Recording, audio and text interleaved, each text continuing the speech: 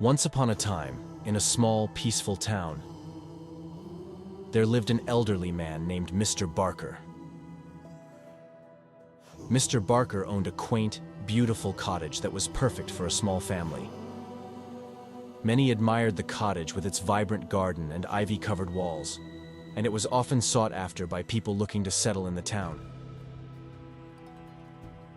However, Mr. Barker had a hidden side.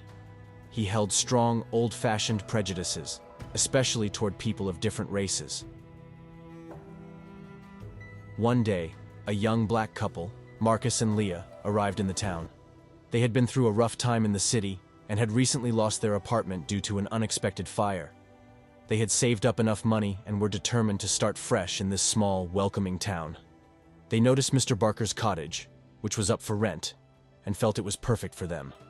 They reached out and arranged a meeting with Mr. Barker.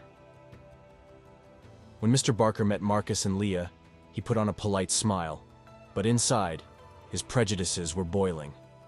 Though he didn't know them, he looked at them with distrust, and without a second thought, told them that the cottage had already been taken.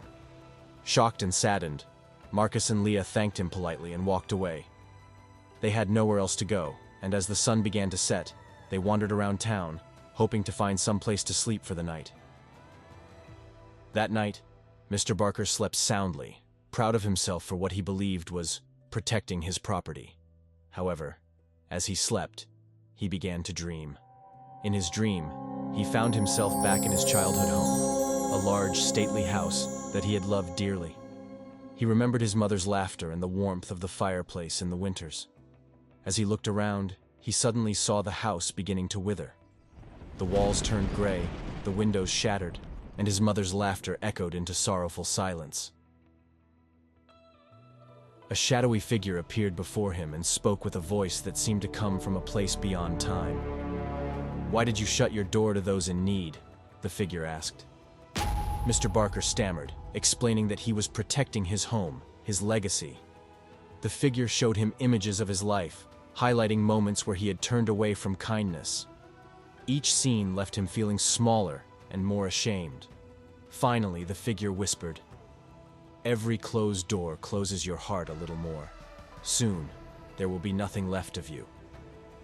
With those chilling words, the figure vanished, and Mr. Barker awoke in a cold sweat. Unable to shake the dream, Mr. Barker felt an odd pull to leave his home and take a walk outside.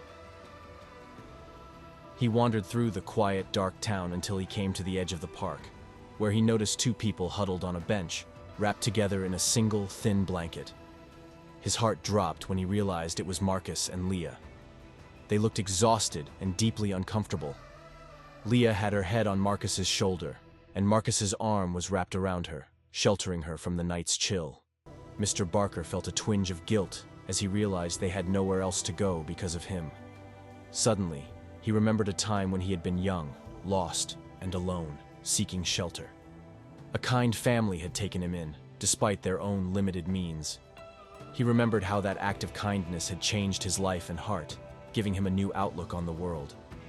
Now, he was ashamed that he had not extended that same kindness to Marcus and Leah. Summoning the courage to approach them, he cleared his throat. Marcus looked up, his eyes wary, but Mr. Barker held up his hands in a gesture of peace. I made a terrible mistake," Mr. Barker said, his voice trembling with emotion. "I see now that I judged you unfairly. My heart was closed, but it's not too late to change. Please, come stay at the cottage. It's warm, and it's empty." Marcus and Leah exchanged a look, surprised but cautious. But something in Mr. Barker's eyes told them he was sincere.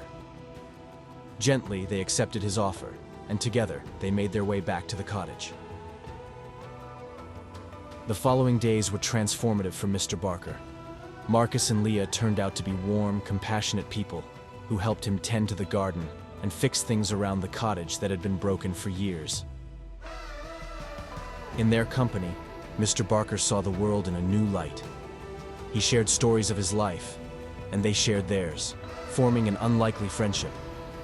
Over time, Mr. Barker came to realize how much he had missed out on by closing himself off.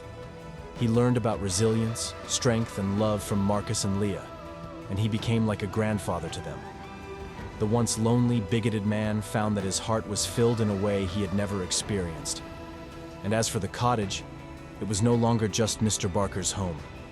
It was a shared haven, a place filled with laughter, warmth, and stories of the past and the future.